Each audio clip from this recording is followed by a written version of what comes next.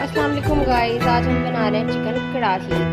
Guys, chicken को हमने marinate कर लिया है। इसके अंदर हमने दही, लहसुन, अदरक का पेस्ट डाल के और मसाले डाल के, दही डाल के इसको रख दिया था कुछ मिनट के लिए। ये हमने